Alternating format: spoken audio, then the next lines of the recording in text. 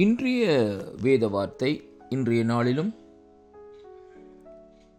13ஆம் தேதி ஏப்ரல் மாதம் 2026ஆம் ஆண்டு திங்கட்கிழமை காலை வேளையிலும் ஒரு புதிய வார்த்தையுடன் உங்களை நான் சந்திப்பதில் நான் மிக்க மகிழ்ச்சி அடைகிறேன். கர்த்தருக்கு மகிமை உண்டாவதாக. இந்த நாளிலும் வேத தியானத்துக்கு எடுத்துக்கொண்ட பகுதி ஏசாயாவின் தீர்க்கதரிசன புஸ்தகம் 66வது அதிகாரம் 14வது வசனத்தை வாசிக்க கேட்போமாயிருந்தால், வேதம் சொல்லுகிறது, நீங்கள் அதை காணும்போது உங்கள் இருதயம் மகிழ்ந்து உங்கள் எலும்புகள் பசும்புல்லை போல் சொலிக்கும்.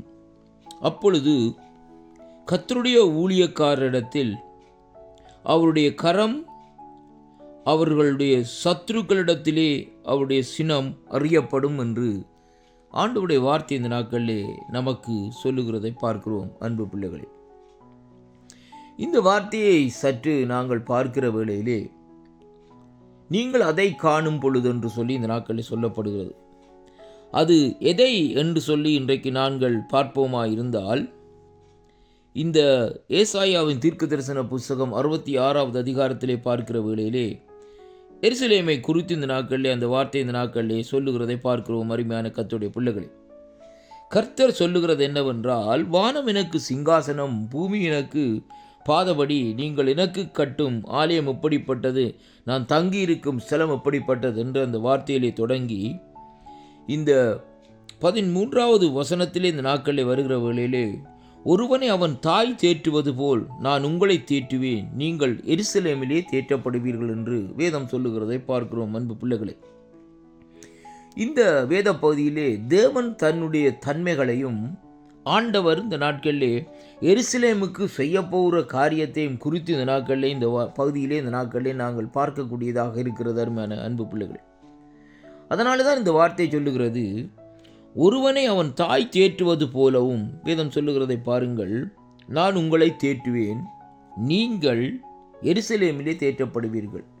எருசலேம் என்றால் என்ன என்று பார்க்கிற வேளையிலே தேவன் உடைய நகரமாக இந்த நாட்களில் இருக்கிறதை பார்க்கிறோம். அருமையான கர்த்தருடைய பிள்ளைகளே, பரம எருசலேமே என்று சொல்லி இந்த நாட்களில் சொல்லப்படுகிறதை பார்க்கிறோம். அருமையான அன்பு பிள்ளைகளே, பரமன் இயேசுவினுடைய நகரமாக அந்த நாட்களில் இருக்கிறதை பார்க்கிறோம். அன்பு பிள்ளைகளே, ஏனென்றால் அவருடைய இரத்தம் சிந்தப்பட்ட இடமாகவும், அவர் நமக்காக அடிக்கப்பட்டு நமக்காக நொறுக்கப்பட்டு நமக்காக தன்னுடைய ஜீவனை கொடுத்த இடமாகவும் அந்த எருசலேம் இங்கே குறிப்பிடப்படுகிறதை பார்க்கிறோம்.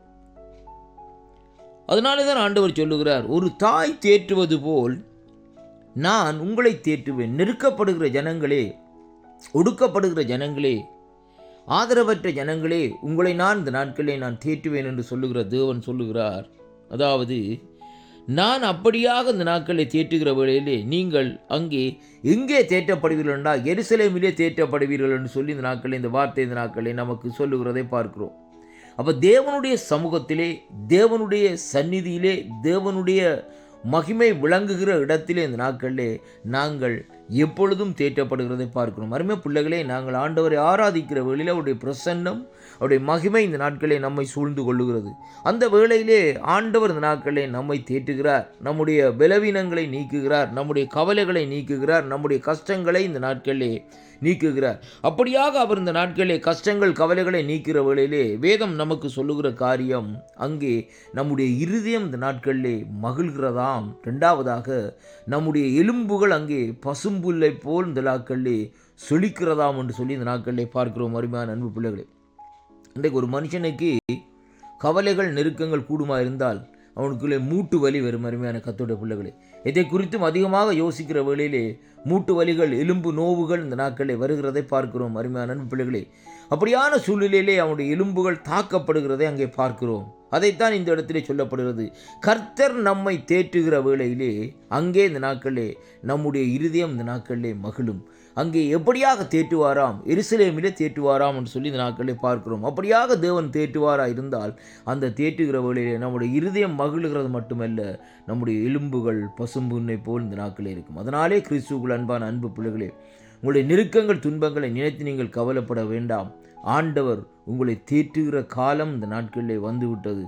தயார்படுங்கள், ஆண்டவரோடு ஐக்கியப்படுங்கள். ஆண்டவர் உங்களை மார்போடு அணைத்து இந்த நாட்களிலே எருசலேமிலே இந்த நாட்களிலே தேற்றுவார். கர்த்தர் உங்களை நிறைவாக ஆசீர்வதிப்பாராக. ஆமேன்.